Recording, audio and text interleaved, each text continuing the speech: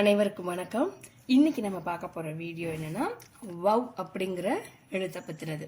இது ஏன் நம்ம ரூல்டு பேப்பர்ல எழுதிருக்கோம் அப்படின்னா குழந்தைங்களுக்கு வித்தியாசம் தெரியணும்.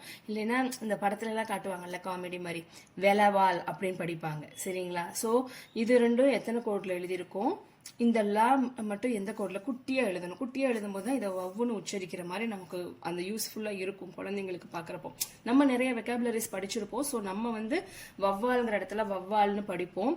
கிளறி, கௌரி, கிளறி அப்படி சொல்லுவாங்க இல்லையா? அந்த மாதிரி டிஃபரன்ஷியேட் நமக்கு தெரியும். ஆனா குழந்தைங்களுக்கு தெரியாது இல்லையா? முதல்ல எழுத்துக்குட்டி வாசிக்கும் போது அவங்க வெலவால் அப்படிதான் வாசிப்பாங்க. ஸோ நம்ம அதை டிஃபரன்ஷியேட் பண்ணி காட்டுறதுக்காண்டி தான் இன்னைக்கு ரூல்டு ஷீட்ல எழுதியிருக்கோம். ஸோ இப்போ ப்ராஜெக்ட்டுக்கு போகலாம். ஓகேவா? ஃபர்ஸ்ட் இப்போ நம்ம என்ன செய்யறோம்னா இந்த மாதிரி ஒரு பிளாக் கலர்ல பேப்பர் எடுத்துக்கிறோம். சரிங்களா? இதை முதல்ல நம்ம சதுரமாக்கிக்கிறோம். குட்டீஸ் நல்லா பார்த்துக்கோங்க. இது செவ்வக ஷேப்ல இருக்கு. நம்ம என்ன செய்யறோம்னா சதுரமாக்கிக்கிறோம். சதுரமாக்கணும்னா ஒன்றும் இல்லை. இது எல்லா பேரண்ட்ஸுக்கும் தெரியும். தெரியாத குழந்தைங்க இதை பார்த்து தெரிஞ்சுக்கோங்க. ஓகேவா? இப்படி நம்ம இந்த கார்னர் வச்சுட்டோம்னா மிச்சம் இருக்கிற எல்லாமே நமக்கு செவ்வகத்தோட பகுதிகள் தான். ஓகேவா? ஸோ நம்ம என்ன செய்யறோம்னா இதை அப்படியே சும்மா இதை நீ மடக்கி கட் பண்ணா ஐடியலா கட் ஆகும், நல்லா கட் ஆயிடும். ஸோ நான் எனக்கு கட் பண்ணி பழக்கங்கிறதுனால நான் சும்மா இப்படியே கட் பண்ணிடுறேன். ஓகேவா? இப்படியே கட் பண்ணி நீ இந்த மாதிரி மடக்கி இந்த கோடு உள்ள இடத்துல இப்படி கட் பண்ணிக்கோ. உனக்கு ரொம்ப கட் பண்ண முடியல அப்படி சொல்ல இப்படி எடுத்து விட்டு கட் பண்ண, அப்புறம் சதுரம் கிடைக்காம போயிடும். சரியா? ஸோ இப்போ நம்ம என்ன செஞ்சிட்டோம்னா சதுரத்தை எடுத்துட்டோம். பெர்ஃபெக்ட் ஸ்கொயர் கிடைச்சிடுச்சு நமக்கு. சதுரம் எடுத்துட்டோமா? இது எல்லாமே இந்த மாதிரி கோடுகள் உள்ளதுதான். கோடுகளை வச்சுதான் நம்ம செய்ய போறோம். ரொம்ப ரொம்ப ஈஸி. நீ நல்லா கவனிச்சின்னா சூப்பரா பண்ணிடலாம். ஓகேவா? இந்த பக்கம் ஒரு கோடு வந்திருக்கிற மாதிரி இந்த பக்கமும் ஒரு கோடு வர்ற மாதிரி நம்ம ஒரு முக்கோணமா மடிச்சுக்கிறோம். ஓகேங்களா? மடிச்சிட்டு முதல் ஸ்டெப் முடிச்சிட்டோமா? முடிச்சுட்டு இப்போ இந்த பக்கம் இப்படி இருக்குல்ல, இதை என்ன செய்யறோம் அப்படின்னாக்கா இந்த முனை இதுல வர்ற மாதிரி இப்படி மடிச்சுக்கிறோம்.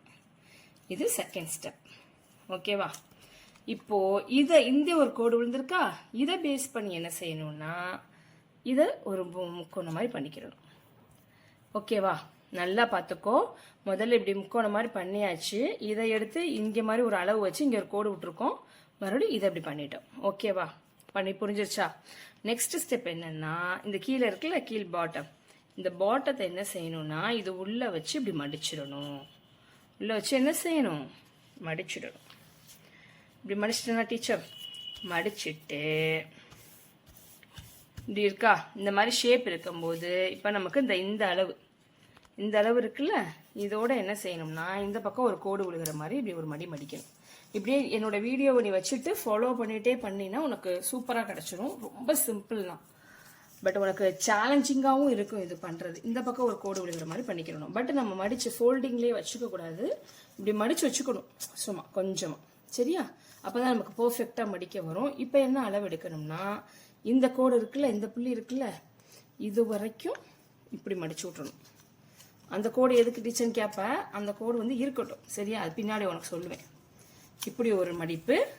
இதை என்ன செய்யணும்? இதை சம்சா மாதிரி இப்படி ஒரு மடிப்பு மடிச்சாச்சா? இப்படியே மடிச்சிட்டோம். நமக்கு இப்படி கிடைக்கும். ஓகேவா? இப்படி கிடைச்சிருக்கு. ஓகேவா? பார்த்துக்கோ. ஒவ்வொரு ஸ்டெப்லயும் மெதுவாவே பண்ணிக்கலாம். அடுத்து அப்படியே திருப்பிக்கோ. இப்படி ஒரு கோடு இந்த பக்கம் முயல் அந்த காது மாதிரி உனக்கு கிடைக்கும். இப்ப என்ன செய்யணும்னா இந்த நடுக்கோடு விழுகுது இல்லையா, நடுவுல வச்சுட்டு என்ன செய்யணும், இது இப்படியே திருப்பிடணும். இது நிறைய பிள்ளைங்களுக்கு கொஞ்சம் குழப்பமா இருக்கும். நீ வீடியோவை பாஸ் வச்சு பார்த்து பண்ணு. ஓகேவா? இதை என்ன செய்யணும்னா இதை பாதியா மடிக்கும் போது இதை அப்படியே திரும்பிடும். அந்த முயல் காது மாதிரி உள்ள பகுதி என்ன செய்யும் அப்படின்னாக்கா திரும்பிடும். ஓகேவா? பண்ணிட்டோமா? இப்ப இது வரைக்கும் முதல்ல பாஸ் பண்ணி வச்சுக்கோ. ஓகேவா? இப்ப என்ன செய்யணும்னா இந்த பின்னாடி உள்ளது இருக்குல்ல, இதை இப்படி வெளியே எடுத்துட்டு இதை சும்மா இதோட மடிச்சு விட்டுரு. ஓகேவா? இதோட மடிச்சு விட்டுரு. பாக்குறதுக்கு ஒரு நான் காட்டுறேன் உனக்கு. இப்படி போகணும். சரியா? போகுதா? இந்த ஷேப்ல போயிடுச்சா? ஓகேவா? இப்ப என்ன செய்யணும், இந்த ஸ்டெப்போட முக்காவாசி முடிஞ்சுட்டு இப்ப என்ன செய்யணும் அப்படின்னாக்கா இந்த இருக்குல்ல, இந்த பகுதியை கொண்டு இதோட இணைச்சிரு. உனக்கு இது பண்ண முடிஞ்சா மடக்கு ஃபோல்டு பண்ணி பாரு. சரியா? அப்படி உனக்கு மடக்க முடியலை அப்படின்னா இந்த இடத்துல ஒரு கோடு விழுகும், அதை அப்படியே திருப்பி விட்றணும். ஓகேவா? மடிக்க முடியலன்னா ஸ்டாப் அடி இல்லைன்னா கம் வச்சு ஒட்டிக்கும், அவ்வளோதான். ஓகேவா? இப்போ இதோட என்ன செய்யணும், இந்த பக்கம்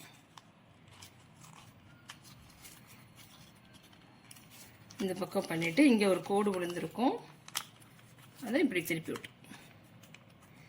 ஓகேவா? பண்ணியாச்சா?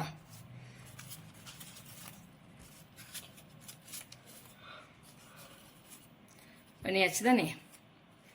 இப்போ என்ன செய்யணும், இதுக்கு கண்கள் ஒட்டிடலாம். ஓகேவா? கண்கள் மறுபடியும் டீச்சர் சொல்கிறேன், உனக்கு கண்ணு கிடைச்சா பாரு, இல்லைன்னா கடுகு ஒட்டலாம். ஆனால் இது வந்து கருப்பு நம்ம வாங்கியிருக்கிறதுனால நம்ம வந்து கருப்பு ஒட்டக்கூடாது. மேக்சிமம் உனக்கு வெள்ளையாக பெயிண்ட் இருந்ததுன்னு வச்சுக்கோ, பெயிண்ட் எடுத்து ஒட்டிக்கோ. சரியா? சும்மா இது நம்ம ட்ரா பண்ணுறதுக்கு வாட்டர் கலர் வைக்கிறோம் இல்லையா, அந்த மாதிரி பண்ணிக்கிறலாம். ஓகேவா? அதை வச்சு இப்படி வெள்ளை வச்சு நடுவில் ஒரு கருப்பு வேணும். பார்க்கும்போது சும்மா ஜஸ்ட் கண்ணு தானே வைக்க சொன்னாங்க, கண்ணுனாலே நம்ம குழந்தைங்க என்ன செய்வோம் அப்படின்னாக்கா கருப்பு கலர் தான் அப்படின்னு ஃபிக்ஸ் ஆயிடும். கண்களில் கருப்பு மட்டுமா இருக்கு, வெள்ளை கலரும் இருக்கு இல்லையா? ஆனால் அது வந்து கருப்பு கலரில் நம்ம ஏதாவது ஒரு ப்ராஜெக்ட் பண்ணும்போது தான் அதை நம்ம நோட் பண்ணுவோம். ஓகேவா? ஸோ இப்போ பார்த்தீங்கன்னா இப்படி ஒரு ஷேப் உனக்கு கிடச்சிருச்சா? இப்போ பார்த்தீங்கன்னா இப்போ பாரு, வவ்வால் என்ன செய்யுது, பறக்குதா? வவ்வால் என்ன செய்யுது,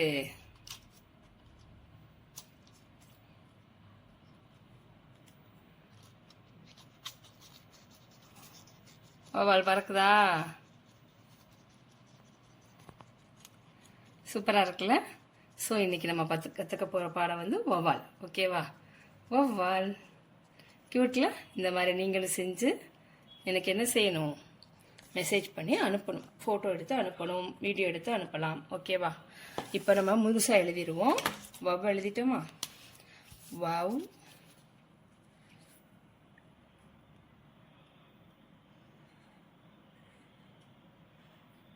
வா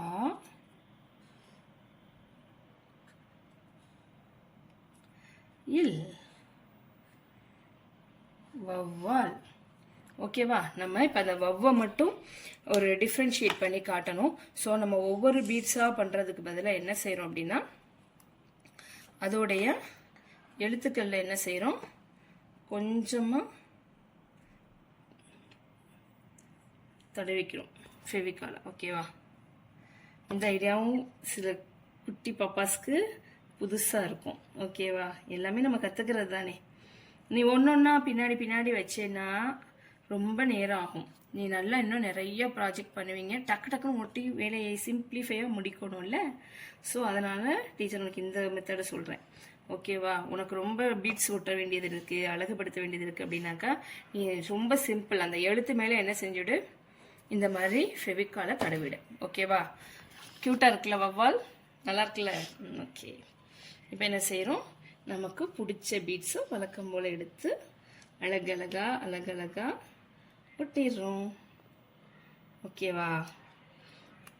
உங்களை மாதிரி க்யூட்டாக ஒட்டி டீச்சருக்கு போஸ்ட் பண்ணுவீங்களா?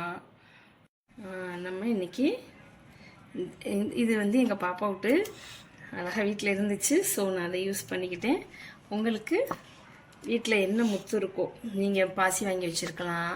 பசங்களாக இருந்தால் உங்களுடைய சிஸ்டருடைய ஜுவல்ஸ் இருக்கலாம், தீபாவளி, ரம்ஜான் அந்த மாதிரி வாங்கி வச்சுருப்பீங்கல்ல, அதில் ஏதாவது ஒன்று எடுத்து இந்த மாதிரி ஜுவல்ஸ்லேருந்து கல்லாக இருக்கும், அந்த கல்லெல்லாம் எடுத்து ஒட்டலாம். சும்மா தானே இருக்கும் வீட்டில். நிறைய இப்போ குழந்தைங்க வந்து என்ன செய்வாங்க, அவங்க சிஸ்டர்ஸ் வாங்கிட்டு அந்த ஃபங்க்ஷன் போட்டுட்டு அப்படியே தூக்கி போட்டுருவாங்க. கேர்ள் பேபினா பிள்ளைங்க எல்லாம் என்ன செய்வீங்கன்னா ஒன்ஸ் ஒரு முறை தானே பயன்படுத்துவீங்க. அந்த மாதிரி வேஸ்ட்டாக கிடக்கிறதுலேருந்து எடுத்து இந்த மாதிரி ஆக்டிவிட்டி செஞ்சு எனக்கு அனுப்பலாம். ஓகேவா? நல்லா மனப்பாடமும் ஆகும். அந்த அவ்வளோ வரிசை எழுத்துக்கள் மட்டும் கொஞ்சம் டிஃபிகல்ட்டாக இருக்குது வாசிக்கிறதுக்கு உங்களுக்கு.